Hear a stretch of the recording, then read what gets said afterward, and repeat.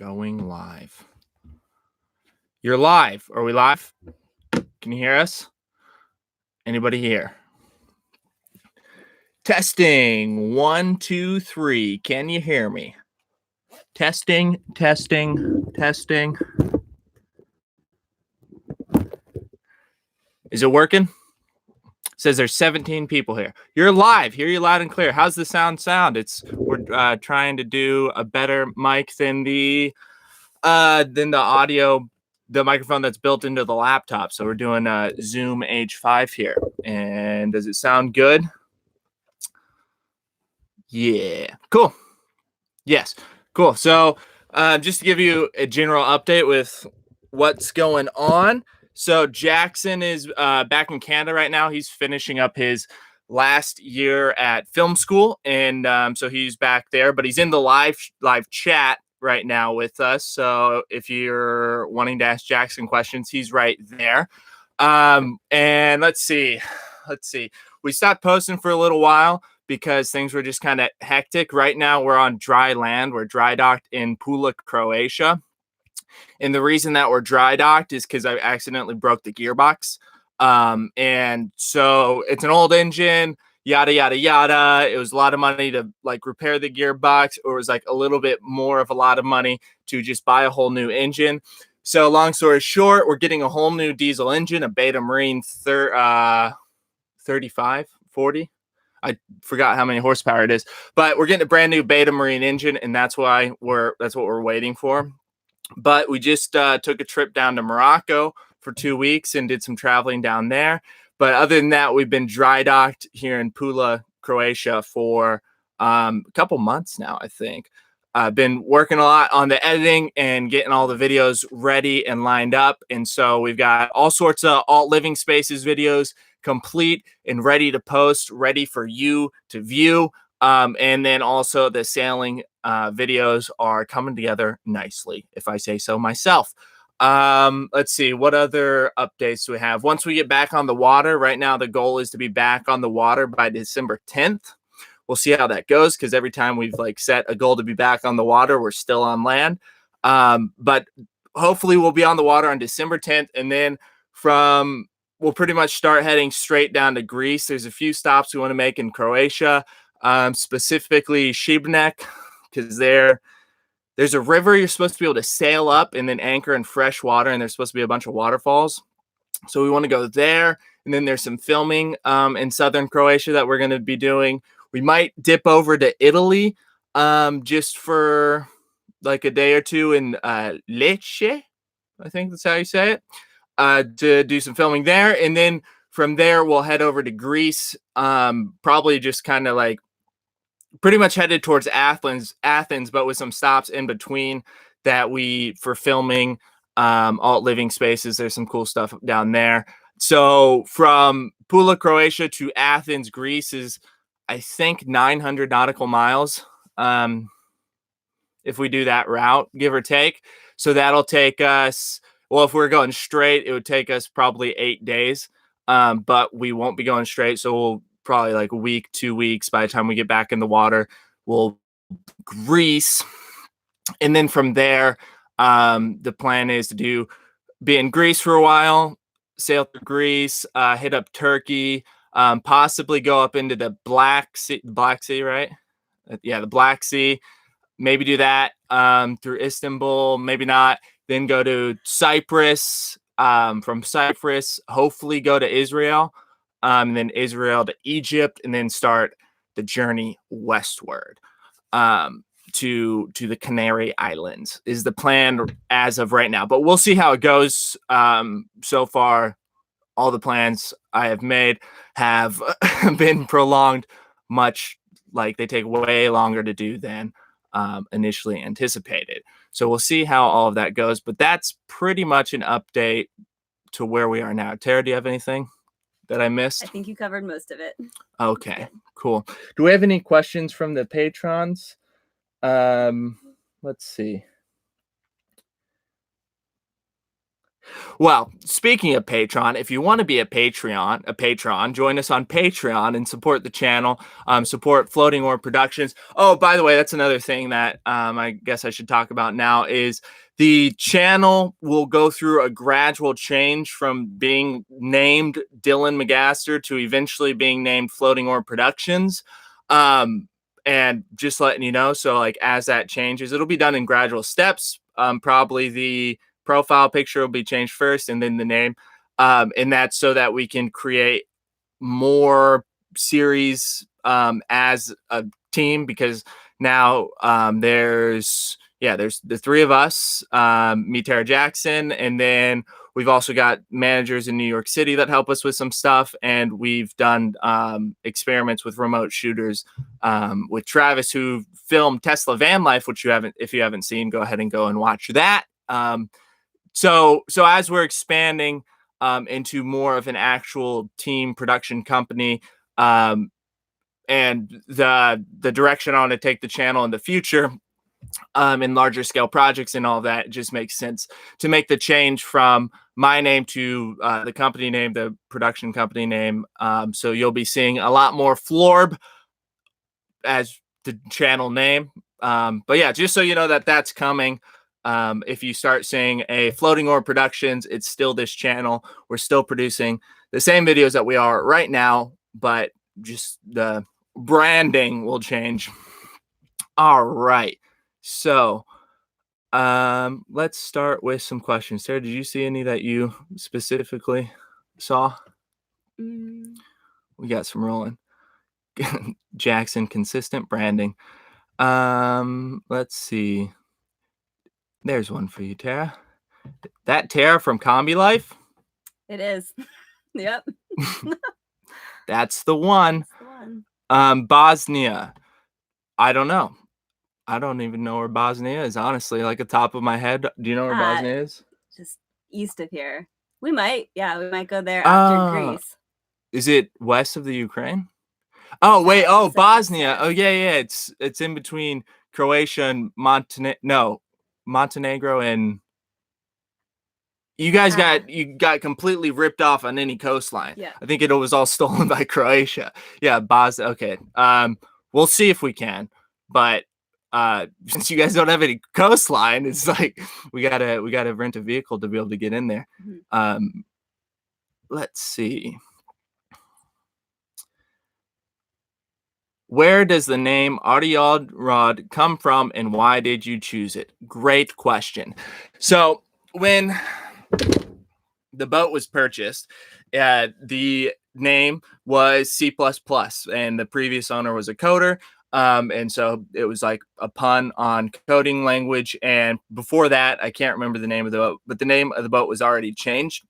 And so I wasn't originally planning on changing the name of the boat because of like tradition, all of that. But I figured since the boat's name had already been changed, whatever luck or whatever you want to call it, has already been done for. So I was thinking about what I would want to change the name to, and nothing was really coming to mind. And then I learned, I don't remember how I found it, but so my name Dylan comes from Celtic mythology, and Dylan was like the god of the waves and god of the sea, not god of the sea, but like it had to do with the ocean. And the way the myth goes is Rod was his mother, and it's a weird story, but I don't remember the guy's name. He needed a new wife, and so he was going to pick Rod, and he was like, okay, step over this broomstick so that we know that you're a virgin or something like that. And she stepped over it, and then a baby fell out, and the baby like just went straight into the ocean and started swimming, and that was Dylan. And then a second one fell out, and it was like an amorphous blob and like completely useless. And then that one developed into the hero of the story. And so I just figured like, oh, okay, my name, like the path I've chosen in life is kind of like in line with the mythology of my name. Might as well just keep that going. And then Rod also means the silver wheel, or like the full moon. And so all of that just kind of like went together. And I was like, that's that. If any name for the boat, that seems like it would be a good name. Nothing else was coming to mind. And like once I learned about that, I was like, yeah, that's a good name for the boat. So that's how we came to the name Ardian Rod. And you'll see in the sailing videos, it took us forever to actually like have the renaming ceremony. Um, so for a long time, I just referred to Ariane Rod as the artist formerly known as C++, because that's what she is. And it took us 2 tries to get the name onto the boat. So turns out Ariane Road is actually a really difficult name to put on, especially with the font that we chose. So yeah, I chose this like really beautiful cursive font that's like really thin in some places, and like I don't know how they make vinyls, but it looks kind of complex to me. I assume it's just like a stamp or something like that, or they just cut it out. But anyway, putting it on is like horrific. I hate putting on vinyl, anything like screensavers or anything like that, because you get like a tiny dust mote under it and it's like stuck forever. Um, and so the first time we put it on, we had the name for like a month or something like that, and it got all folded up and had creases in it. And so we got like half of it on in proportion, and then the other like 4 letters, it's 8 letters, I think. The other 4 letters, no, I think it's 9 letters. Yeah. But the last 4 letters we had to put on by hand, so it ended up being like Ardian Rod. Completely slanted. So we finally got a new decal, and it's on and looks great. It looks really nice. The whole of the boat has been polished and the paint has been touched up. The transom was like an absolute disaster. That's the back of the boat for those of you that aren't familiar with boat lingo. It's like so if that's the stern, the bow, like this, it's the part that's like the back of the stern where the swim ladder is and whatnot. It was just wrecked, had scratches all over it and holes in it, and like epoxy because I'd filled a bunch of holes because I took off a wind vane and like moved the swim ladder, so there was just epoxy everywhere. But finally got a coat on that, so that looks nice and clean. Now it's got the new name, so we're looking good with that. But that's where that name comes from. Anything over there? Not yet. Do you think sailing is your final type of alternative living, or will you explore more types of different travels and living? From Bradford Bartels. I highly doubt that I'll ever, at least for like long term, live in like what's considered traditional housing in the United States, cookie cutter homes, in typical like modern day suburbia. I don't think that's the path for me, and the only way I like envision myself in that situation is if it's short term. The plan for me is to eventually like own land and build my own house, and incorporate all sorts of different building methods that I've learned over the past 3 years of doing alt living spaces. And by the time I build it, it'll probably be like 5 or 7 years that I've gathered. And so, yeah, eventually I'll own land and build like a super dank house for sure. Be like pretty much off grid, really like passive solar, all the, have a garden, greenhouse. It'll be so cool. I've been like, I'm like always thinking about it. Tara? Yeah, actually same plan for me. I want to buy land and have a nice home, do the whole off-grid, sustainable, have a garden, that kind of thing. I really want to grow medicine for plants for plant medicine, so that'll be the future. But for now, it's been fun going from like a van into a sailboat and just like seeing the progression of it all. Yeah, the van to sailboat has been like a really nice move for me.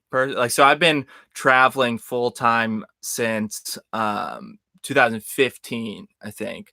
So yeah, about 3 years. Yeah, 3 years traveling full time, and I did 6 months out of a backpack, and then the van, and then to the boat, and like that progression was at whenever I went into the van, it was like, okay, I'm not going to stop traveling. That's not an option, but I don't want to live out of a backpack anymore because it's just not that fun.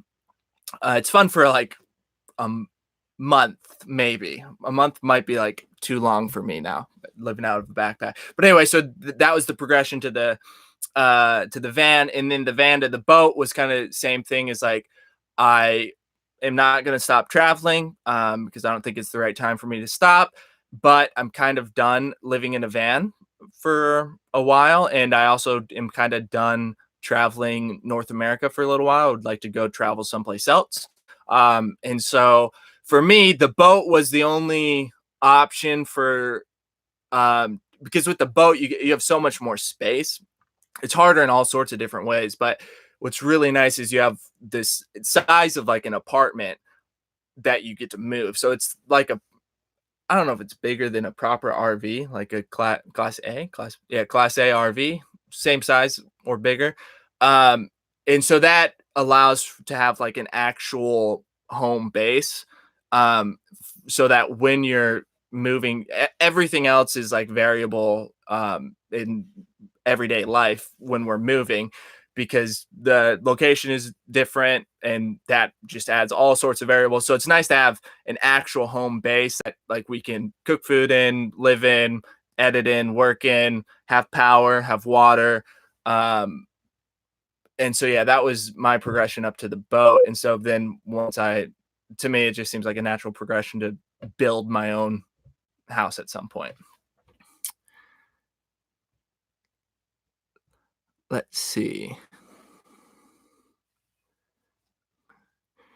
Your channel is one that inspired my fiance and I to move into a truck camper and travel full time. We purchased the camper last week. Thank you for making videos. Lindsay Pewitt. You're welcome. Congratulations on the move. I hope you the best and send photos of your travels on Instagram or Twitter. Be great to see them.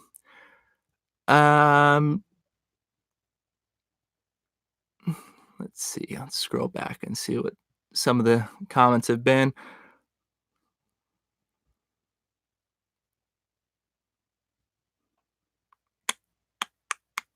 Do I have any footage from Pula? A bit of footage, nothing crazy because we've been just living on in a boatyard for the past couple months, so nothing too crazy. Um, let's see. You see any questions, Tara? Let's see. Maggie Hess, brief recap. So if you're just joining in now, what's happened is out of the water, we're getting a new one. So we've been out of the water for a while. We took a trip to Morocco, just got back from that a couple days ago, and now are really hunkering down and getting everything we need to get done so that we can hopefully be back on the water by December 10th and then head down to Greece. That's super brief recap. What should I do Josh, on my gap year? What should I do on my gap year? Who's that? Mr. Bailey Fogel. That's a good question. I don't know what you like to do. Traveling is always a great idea. I think travel is pretty much beneficial to anybody that does it. What should you do during your gap year? Maybe, yeah, find a place that you can afford to travel to that you actually want to travel to, and pick a time length that is like comfortable for you, and then double it and do that amount of time in whatever country you're in. So then you're like scared to do it. So light went out. You're scared to do it, but then you do it anyway, and you grow as a person, and you learn a lot of things about yourself and the culture that you're in, and all sorts of stuff. But I think extended travel is extremely beneficial for the traveler. So I would recommend that. I see Artisan Josh is on here. How's it going, Josh? He asked when we coming back to the US. Not sure. Maybe 2020. Maybe I'll be back in the US. Might take a short trip to the US at some point between here and then, but yeah, not sure yet. We'll see. We'll see how it goes. 2020, maybe 2021. How do you guys are getting food on a boat? dank dose. Um, we just go to the grocery store at the moment, but the plan is to learn how to spearfish and then, yeah, be able to harvest all of our food from the ocean, and then get like locally grown veggies and all that kind of stuff. And the water maker should be fixed on board now, so we'll be able to produce our own water. And so the only thing we'll be reliant on is diesel, petrol, and vegetables, because we'll get energy from the sun to run the water maker. So that'll be great, but not there yet. But that's the plan. Maybe in Greece or Egypt, learn how to spearfish. I don't know if it's too cold in Croatia yet. Go to the Netherlands. Taylor, do you want to tell them what happened on the trip to Morocco? We went to Amsterdam. Super fun. We had a layover there overnight, and so we went into town, walked around, just checked out the city, really. But yeah, we've been. So our trip to Morocco, we booked through Skiplagged. I don't know if you ever use that website, skiplag.com. It's one of my favorite to look up plane tickets. And so we got a flight to Marrakesh, Morocco from Zagreb, Croatia, the capital, and back 2 weeks. And we did each day of travel was actually like 35 hours of travel or something like that, because they both had a large layover. And on the way to Morocco, we had a 19-hour layover in Amsterdam. And so we took advantage of that and like went and saw Amsterdam for all we could for like 6 hours. Went back to the airport, finished the travel to Morocco, traveled through Morocco, rented a vehicle, drove all around Morocco, like I think it was like ended up being 2,300 kilometers. And then on the way back, we had another 19-hour layover in Paris, which was really cool. So we did the same thing that we did in Amsterdam and Paris. And so that it provided us to be able to hit 3 countries in 2 weeks with one plane ticket, which was dope. That was really cool.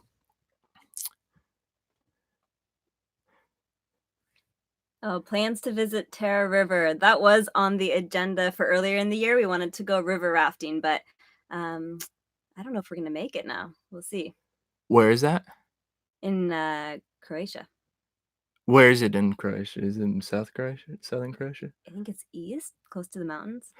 Oh, We near were gonna Plitvice Lakes? Plitvice Lakes? No.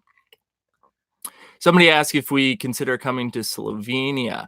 We were considering going to Slovenia, but we both have to adhere to the Schengen agreement. And so basically what that means is like almost all the countries in the European Union are part of the Schengen agreement. So as United States citizens, you get 90 days for every 180-day period. So every 6 months, you get 90 days within the Schengen area.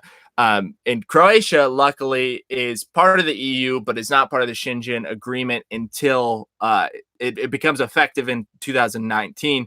So we were able to come to Croatia, be out of the agreement, and like restore our visas, basically, without getting fined, but still being in the EU. So that was really nice. But Slovenia is part of the Schengen area, and so our period just got like reset a couple weeks ago for the Schengen agreement. But now we're headed down to Greece and not south, not north. So I don't think Slovenia will be able to make it to there, unfortunately. And that's right. Miu Onom, he said it's in Montenegro. So one of the countries over here we had plans. Is it near Kotor? Maybe inland. Yeah, further inland. But yeah. When I look at the coast of Montenegro, like Kotor is amazing. Kotor is the coolest place that we've sailed so far, I think. Kotor is, oh my God, it's so great. It's 17 miles inland to get to Kotor. So you're going through like these fjords, and you go through this really narrow channel where there's taxi ferries going back and forth, and it's just great. There's a like a cathedral on an island. Like the cathedral is half the size of the island, and then you're just in this big fjord. But when I look at the rest of the coastline of Montenegro, it's like there doesn't, I don't know. I didn't see a whole lot going on besides Kotor, and then wherever else we stopped We someplace stopped else. at Bar, Oh yeah, Bar. Montenegro, and then Tivat. We went there. Oh yeah, that's where we got propane. Yeah. Tivat, if you're sailing in Croatia or in Montenegro, the only place to get camping gas is in Tivat, Montenegro. Croatia's good. Albania doesn't have it. Albania has like nothing regarding boats. Albania's it's a cool country, like really beautiful country, but not like developed a whole lot for boating, for sailing at least. It's kind of under, and the infrastructure is lacking.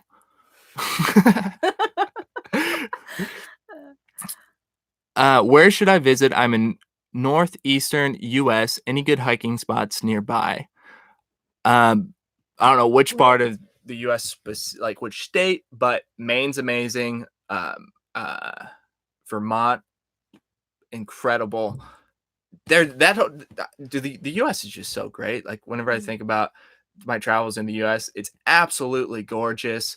It's really big, and you could spend a lifetime just exploring that. Bucket, $100. Thanks, dog. Aw. Glad you two have the balls to do what I can't do yet. I can't wait for more. Go get it, Bach. Thanks for the compliment.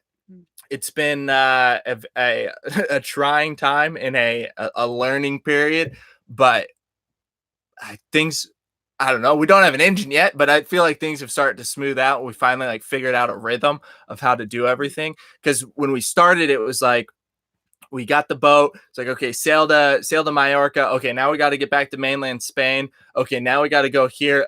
Something just broke, so now we're stuck here for 2 weeks. Okay, now we need to get to France. Got to get there, and then we got to get here. Oh, okay, our time in the EU is like out, so now we got to get to Albania. So it's just like this running around with, and then in Albania, it's like, okay, now we got to get up to Croatia so that Jackson can get on his plane ride back to finish up film school in Toronto.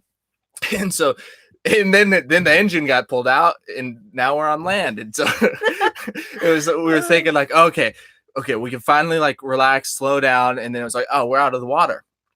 Didn't see that coming. Chilling. Lindsay Pewitt, your shout out made my week. Keep on keeping on. Thanks for the donation. Really appreciate it. Have a great week, and keep on keeping on to you too. But yeah, we'll see. Hopefully it should be all smoothing out by now. Once we get back on the water, we should be able to take it a little slower. Have you all learned any languages? What kind of barriers have y'all faced? From Rachel Graham. You want to take that one, Tara? We tried to learn a few words for every country that we go to. So in Morocco, we learned shukran. Thank you. Did we learn anything else in Arabic? I was told that la shukran means no thank you, but then I also heard people using it like it sounded like they were using it as you're welcome. So I don't know what la shukran means, but shukran means thank you in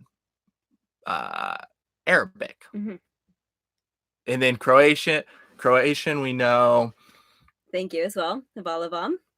Molim is you're welcome. And we know Miljeka is milk. I can like remember some just because we've been here for so long, but Croatian, like the language written, is one of the oddest ones I've ever seen. Like to my English eyes, like I see all the consonants next to each other. I'm like, that's not a word. What is that? it just like has a hard time registering in my brain. But then Arabic was like Morocco is the most foreign country I've ever been to. Yeah. Cool place. Morocco is cool. Really, really diverse. I didn't know anything about Morocco. I just assumed it was the desert. Morocco has everything from like Utah to Colorado to the Sahara, as far as like the landscape is very diverse. They've got snow-capped mountains. The northern part of Morocco is rainy right now, so it was like wet, and then you got the south, which is actually the Sahara Desert, which was really cool. But it did rain while we were there as well, so we were kind of surprised by that. It gets really cold there It's too. really cold, yeah. Let's see.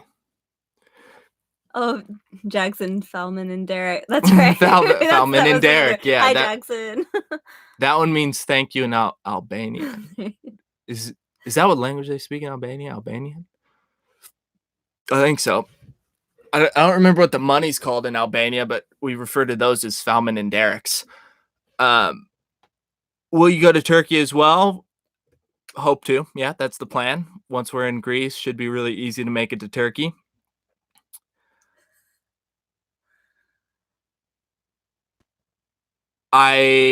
You like Argentinian as the food? Yes. The place? Yes. Yeah, the place is pretty cool. Awesome I haven't visited a whole lot of Argentina, but cool place. Yeah. Let's see. Sunray Kelly vid was life-changing. Thanks. If you had to recommend 3 things to do in US, what would they be? Thanks for the compliment on the video. It's like one of my all-time favorite videos. Sunray Kelly's amazing, man. What are your 3 recommendations for thing to do in the US? I guess it depends on where in the US you are. Yeah. Also depends on what you like. If you like cities, I mean, obviously you should visit New York City because it's crazy. LA is crazy too, but I think New York City is like a better travel destination than LA. San Francisco is crazy if you're into cities, and Seattle's pretty cool. I don't know. The Rockies are amazing. It's like you just pick a spot and then go outside, and it'll be great. That's how I think about the U.S. All the mountain ranges. Visit those. Go Rocky, Sierra, Cascades. Beautiful, beautiful. We are in Croatia, Nenad. Yes, we are currently in Pula. Let's see.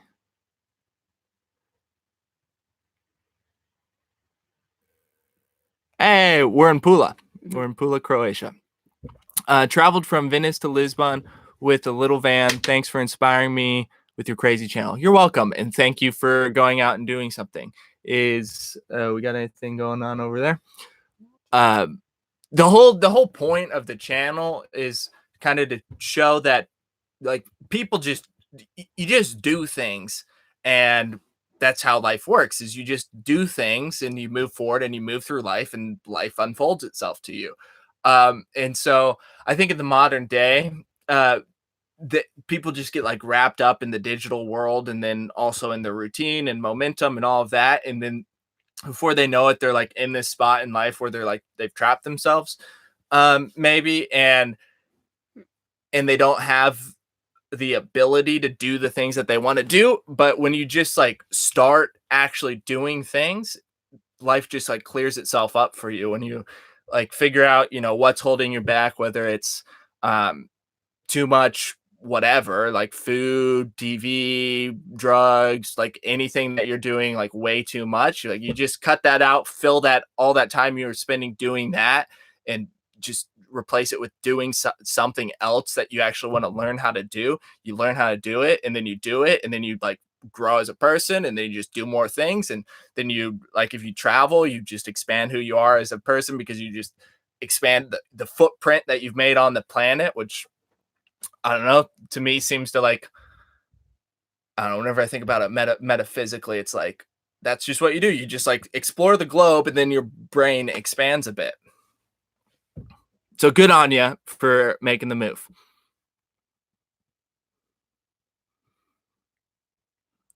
Let's see. What other questions? Will we be getting consistent uploads? Yes, that's the plan. The plan is to be posting alt living spaces every Monday, and to be posting a sailing video every Thursday. It's a lot to keep up, but I think we can do it. And then the plan is to make live streams semi-regular as well. But yeah, consistent uploads will be a thing.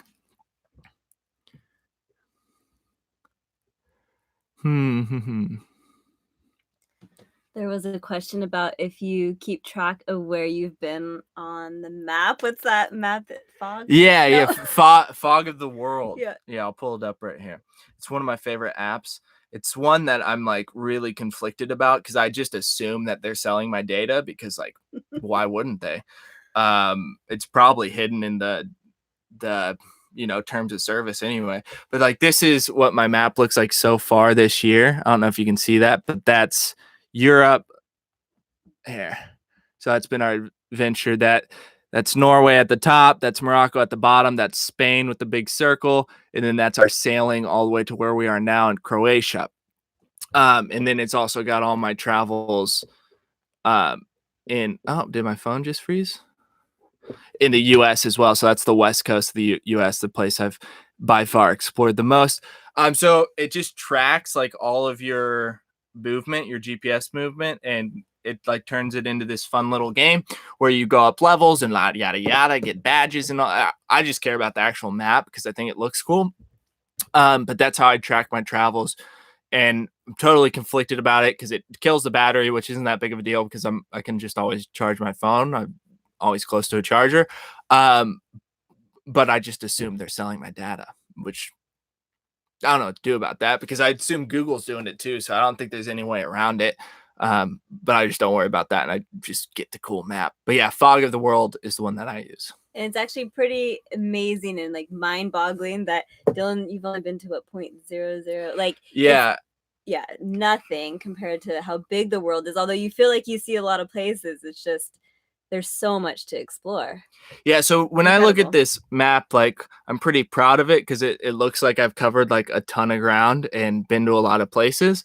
But then if you look at here, it says world area explored 450 kilometers squared. So it seems like a lot, like in my brain. But then it says world percent of the world explored 0.00088%. I'm not even 1,000%. I'm 1,000 times over 1,000 times away from 1% of the world. Like planet's giant. Yeah. It's so big. And sailing really gives you a perspective of that because when you're driving, you're like ripping along at like 100K or 65 miles an hour, and before you know it, you're on the other side of the country. But when you're sailing, you're moving like as fast as like a slow jog, and so then it actually takes you a long time to get. And then you're like, wow, this place is really big. If I had to walk, it would take a really long time. But we've got these cars and planes and all that to where you can fly across, around the planet in like 24 hours, which is crazy. It's so big.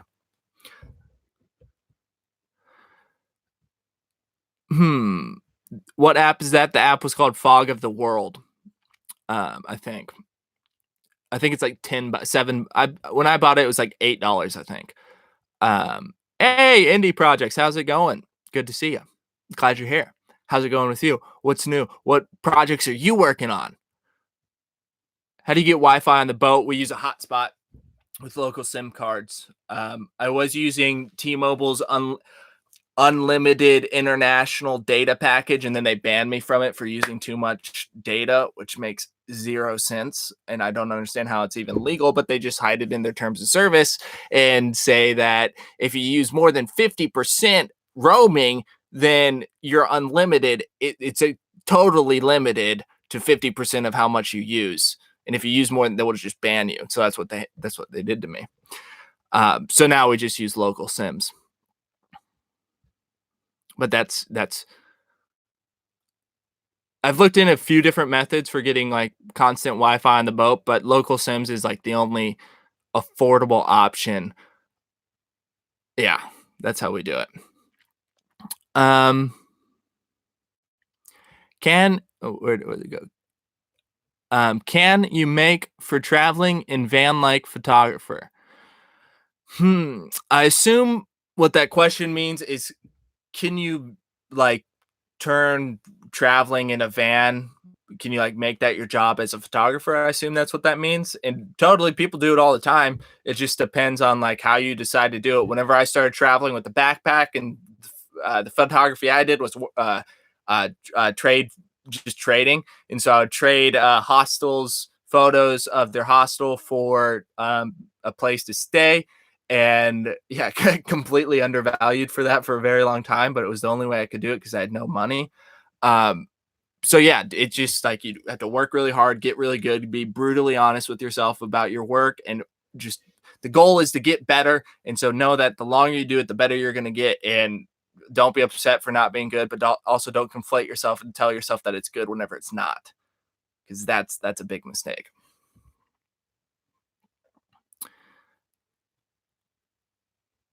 Chris Reed, we are going to Greece next, possibly with a stop in Italy. That's the plan. You see any other questions here, Tara?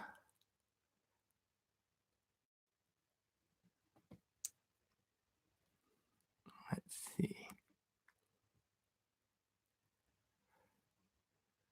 What do you think the craziest trip we've done is? From Derek? I think sailing from Cadaqués, Spain up to La Ciotat, France was pretty nuts. It was, what, 35 kilometers? Wind? Knots of wind? Knots of wind. Wow. Yeah, 30 to 32 knots. Yeah. Yeah, that was a wild ride. That was the first big seas we've been in. And it was intense. And stuff on the boat broke in the middle of it, and we saw dolphins. It's a great sail, but also really frustrating. And yeah, in the beginning, I mean, I look at the footage and the waves in the footage, it just doesn't look what I remember. And so I don't know if I'm misremembering it, but I really vividly remember in the first 2 hours, Jackson was at the helm, just dealing with the spray like a man, just getting soaked. It was so cold. And I was trying to sleep because I just stopped. I've not got, now I'd get good sleep in the boatyard because we have a routine, but before that I was not getting good sleep at all. And I remember being in the trough of the wave and looking up and seeing the crest and being like, that's 10 feet at least. I'm looking up at the crest of the wave. But yeah, that was intense. That was our fourth or fifth big sail. Yeah. Because we did Mallorca, Ibiza, mainland, Cadaqués. Yeah. Or no, San Carlos, Cadaqués. So sixth big sail was 30 knots, 10-foot waves. That was intense. What's your favorite color? Probably green or blue, but I really like green. I also really like blue. Green and blue to me are the colors of life. That's how I feel about that. What's your favorite color, Tara? Blue. There we go. Yeah. Does anybody else have favorite colors? Is your ship big enough to handle an Atlantic crossing, Mr. Facial Hair? Yes, it is. This boat has been around the world once before.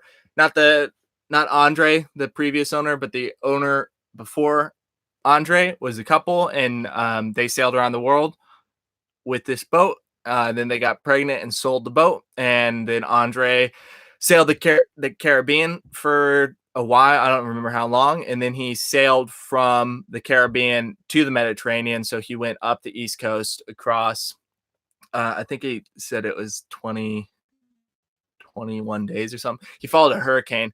And so just had a constant 30-knot wind the whole way. Yeah, so it's already been across the Atlantic multiple different times, and it's been completely around the planet before. It's built in 1979, and so that was when fiberglass was relatively new. So it's built way stronger than it needs to be, which is great. I love that. I've been in some newer boats, and they just feel so much lighter because they are everything is thinner. This is 3/4 inch plywood right here. Now they use 1/2 inch plywood. It's the whole boat. It's just way stronger than it needs to be, which is so good. Sturdy boat.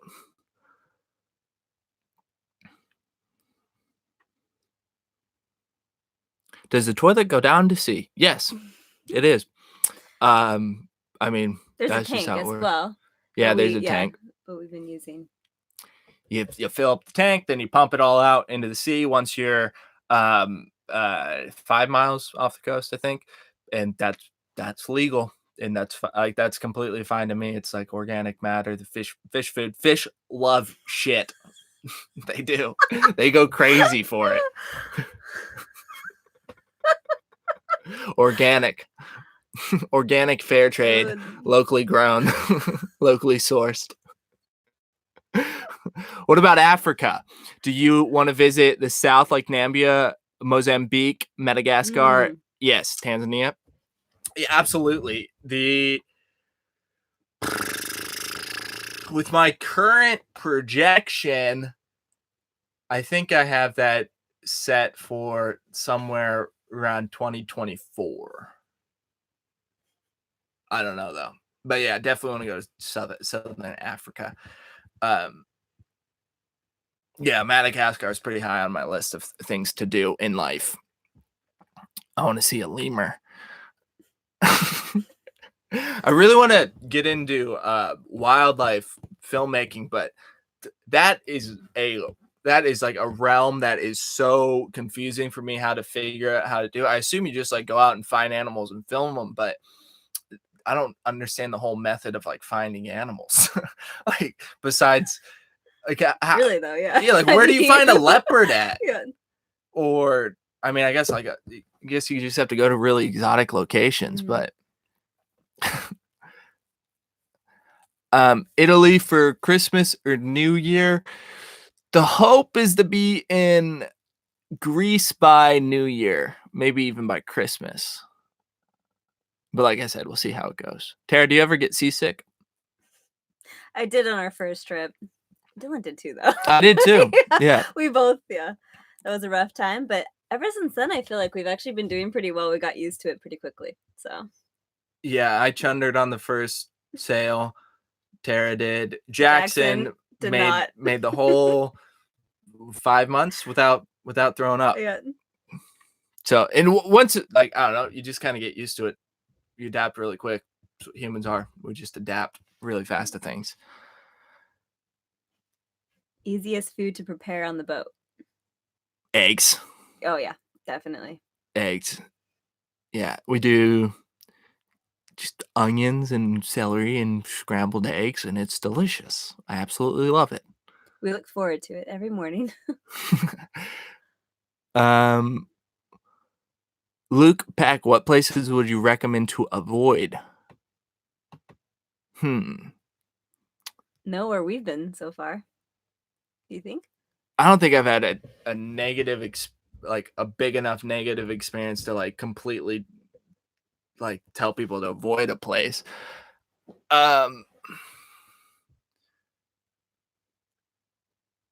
Let's see.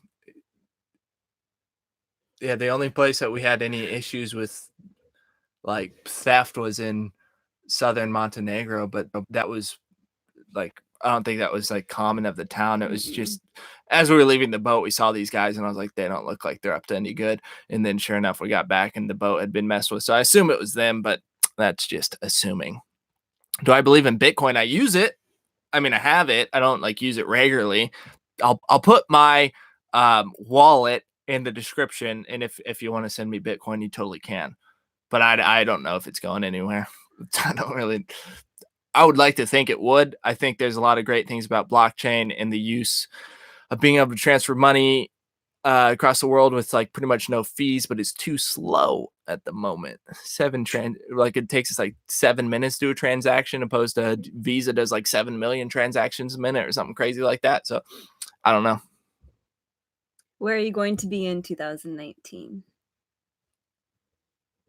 In the Mediterranean. We'll be here.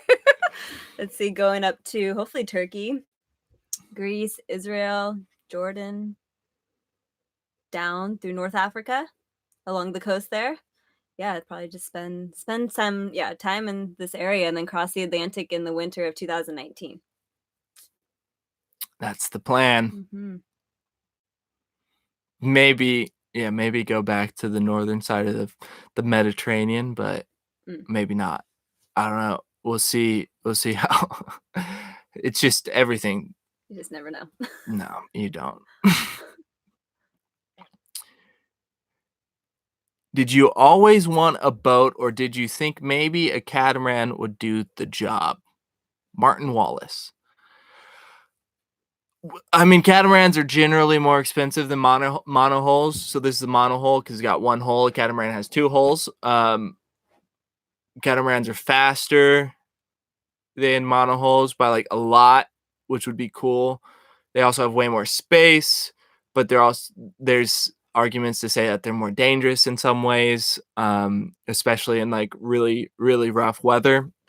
That it would be dangerous in a monohull, like it would be dangerous in any boat, but if you're in serious weather, it's better to be in a monohull than a catamaran because if a catamaran ends up upside down for some crazy reason, um, it's upside down. The monohull will just flip back up, and then you just have to deal with like the disaster of being rolled. But at least you're upright and floating. So, and then catamarans are generally more expensive, and so yeah, this boat just like fell into my lap, and this is the boat that we're using. But as far as if I always wanted a boat, no, I just kind of decided like a year ago that I was gonna get a boat and sail the Mediterranean, and here we are.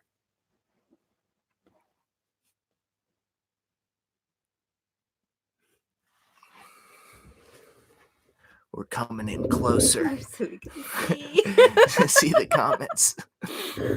We'll be here for about 10 more minutes. Let's see. Stephanie, it is 8 p.m., nearly 8 p.m., 7:53 here.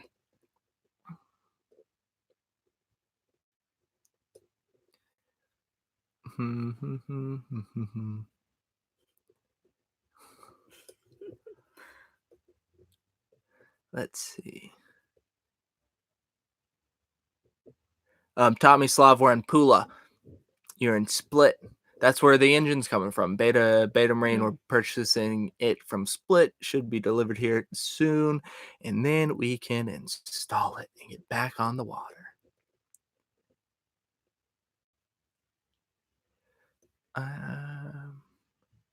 Here, how about that one?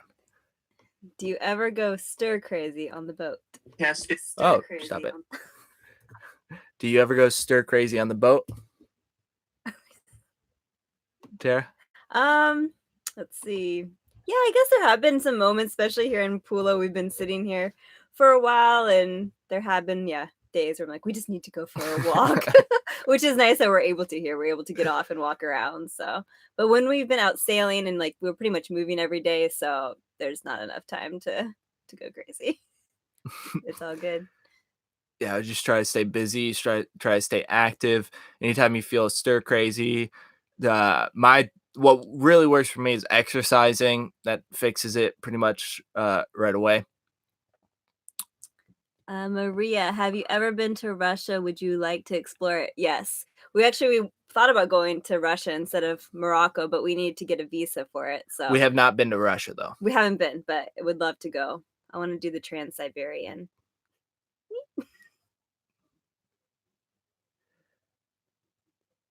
I don't know what Just Somebody is so upset about, but Just Somebody is very upset. Would you guys travel with other like-minded travelers? Yeah, the plan is to eventually be doing like travel trips with people, other creators and artists and things of that nature to whether it's like a week long or something like that, but do travels with other people as well. Teach people how to sail and also be able to create larger projects because we'll have more people. Mm-hmm. What's the coldest it's been? 2 nights ago. Yeah, 2 nights ago it got down to like 13 Celsius. Oh, yeah. That was cold. Not quite freezing, but it felt so cold. Yeah, we didn't have a heater on here. Just bought it like an electric heater, and it's a game changer. Got a cubic mini wood stove coming, but it's not here yet. And so yeah, we got back from Morocco, and It was really, really, really cold. I woke up in the morning to try to do some editing, and it like my computer just like wasn't working, just kept crashing because it was so cold. Oh, cold night. Have you been to the Colosseum? In Rome, And here. and then here as well. Yeah, we've been to both. Really nice. Have you seen Pirates yet? No, the only place in the Mediterranean where there might possibly be pirates, but I don't even think they're there, is maybe around Libya, but I doubt it. The Mediterranean, 30% of the world's trade on the water happens in the Mediterranean, so it's just so developed that it's so incredibly safe. And then I'm pretty sure piracy like globally is going away. There might still be some issues around Somalia, but generally speaking, I'm pretty sure the way that what's happening is um, the the cost to benefit ratio to the pirates is becoming so insane that it's not even worth doing, and then they're finding other ways of making income. Um, mainly, like they kidnap people on land. Still, I can't remember. I listened to a podcast with this guy. He wrote a book. He was captured by Somalian pirates for like 2 years or something crazy. He was on Rogan's podcast, and then he wrote a book about it. But he was talking about how piracy is like pretty much going away because they're just finding other ways to make money that aren't so difficult. Um, and part of the reason is in the places where piracy happens, everybody now just has armed guards. So you just like if you're going through the Red Sea up to the Suez Canal, like what you do is you just hire Israeli military, and they just stay on your boat, and they have guns, and they protect you. And so then to then it's like every boat they would try to board has killers on board prepared to kill them, so they just stopped doing it eventually.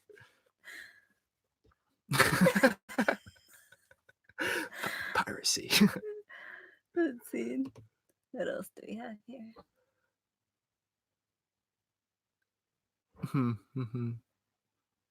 Tara, have you experienced spiritual enlightenment while traveling? No specific moments come to mind, but I feel like just in general, you do grow a lot while you're traveling, so that's enlightening in itself. Yeah.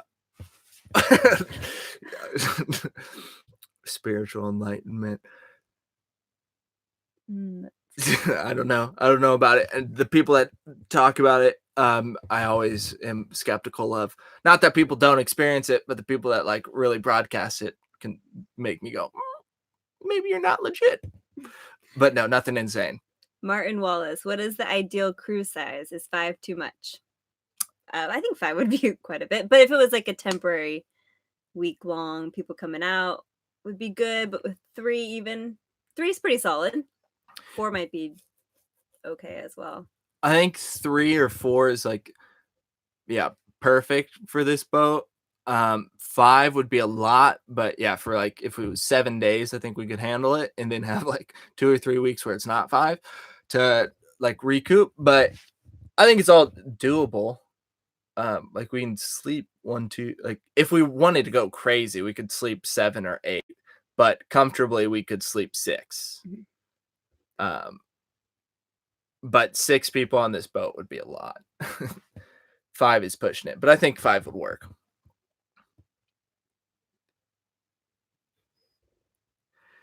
Let's see, Nakshay Shakdeva.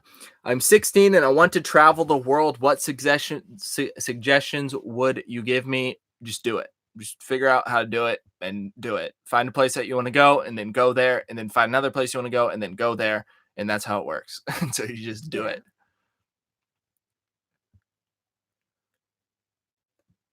I did not discover that I was a reptilian who was going to be the king of Russia. No, I did not. Darn it.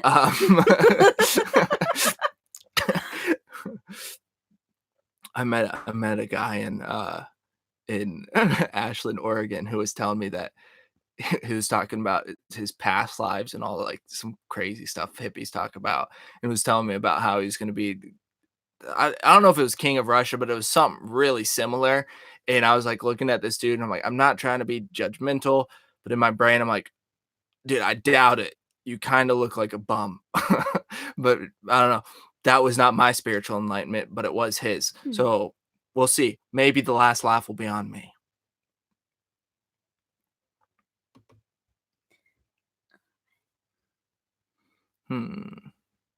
How big is the boat? The boat is 38.5 feet long. It's a Morgan 38 1990. No, 1979 Morgan 38-2. So we're going to wrap this live stream up. We'll take one more question and then we're going to head out. So thanks so much for joining us. If you haven't seen the latest sailing video, I highly recommend it. And the whole sailing series is pretty great.